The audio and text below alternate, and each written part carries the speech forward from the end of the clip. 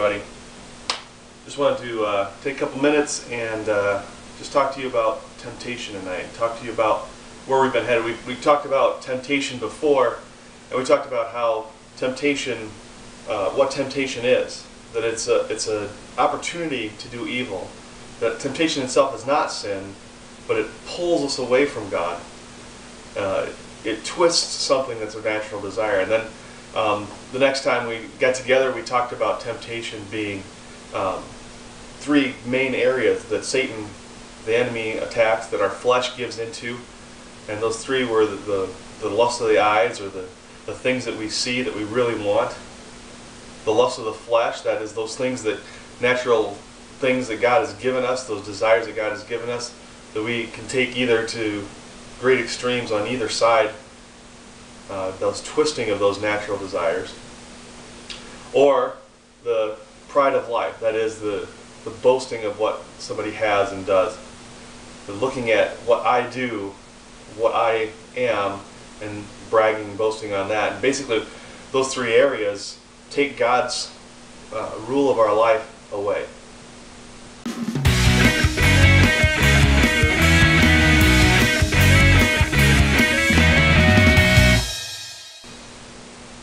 This week we want to talk about temptation in a little bit of a different way. Temptation, although it is powerful, and although the temptation may be stronger in one area than another for you, than for somebody else, temptation is not in itself insurmountable.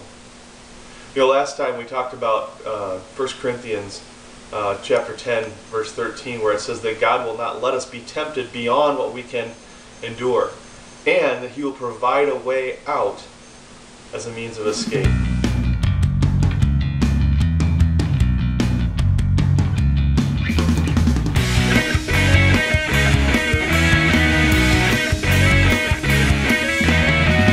That's great news. That's great news for me, because I know I struggle with temptation a lot. I struggle with temptation in maybe some ways that you don't. Maybe you're similar to me. And I don't know, we're not going to go into that, but what I want you to know is that a lot of times temptation can be really strong. You can feel like there's really no way out. Sometimes it's a temptation that's brought on by peer pressure, or sometimes it's a temptation that's just brought on by our own flesh. Sometimes it's a spiritual attack by the enemy, and it can feel really strong. And it may look, sometimes it may seem like that temptation looks like the right thing to do. But the truth about it is, as we heard in Corinthians, is that God will not let us be tempted beyond what we can endure. In fact, Hebrews tells us that Jesus was tempted in every way that we are, and yet without sin. You see, He took to heart that truth that God would not allow temptation to go beyond what our physical body, what our trust in Him will endure. And He provides a way out. Tonight, though, I want to talk to you about Joseph. Now, Joseph was a young man who was the son of Jacob, who was the son of Isaac, who was the son of Abraham, the great patriarchs. And Joseph was kind of shipped off, was abused, thrown into a pit by his brothers, and sold into slavery. He kept his eyes on God, though, and all the way through his life, he kept his eyes on God and what God had for his life. He wanted to do things, not only the right things, but to do them in the right way. And because of that, God continued to bless him. Even though he was thrown into a pit and sold into slavery, when he was bought as a slave in Egypt, he actually rose to the top of his master's household. He was a young man, he was handsome, and the man who bought him, Potiphar, his wife, took an interest in Joseph.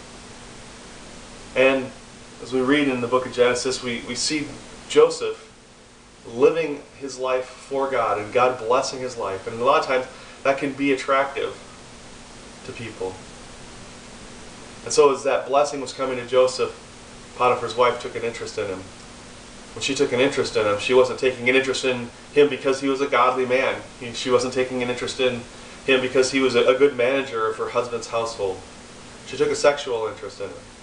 And she kept trying to get him to come and to sleep with her, to have an affair with this woman. When when he refused time after time, she arranged the situation. She arranged a situation where all the other servants were out of the house and it was just Joseph.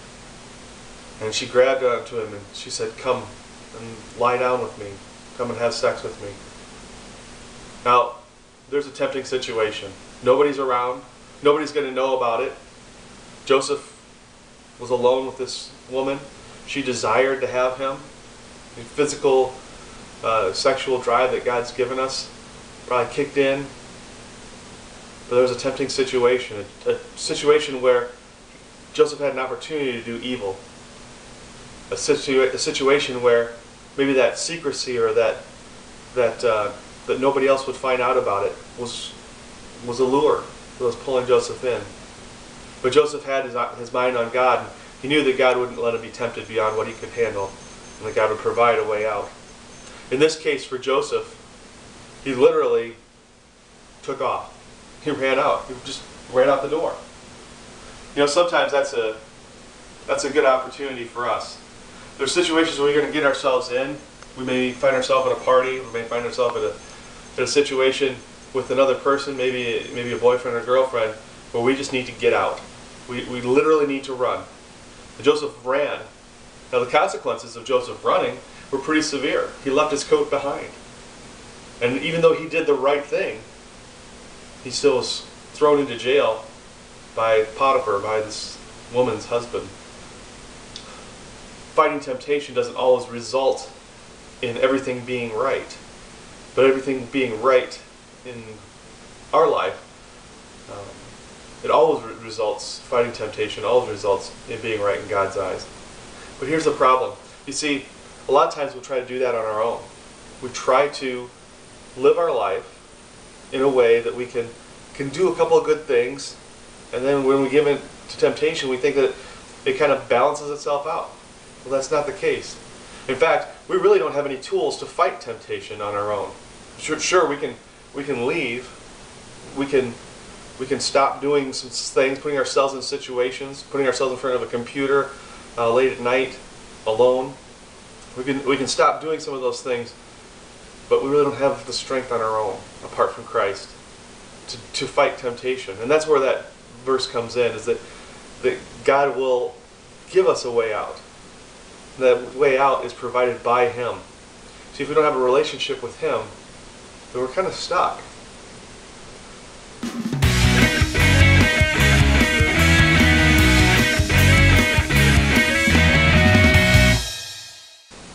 You know, I really want to encourage you that there's hope in the fight against temptation. Number one, as Joseph knew, and as 1 Corinthians tells us, that God provides us our way out. If you're trying to fight temptation on your own, you're not going to be able to handle it.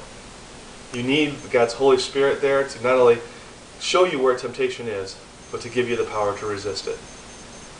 Number two, look for ways out. Here's some possible things. Get away from situations where you constantly trip up.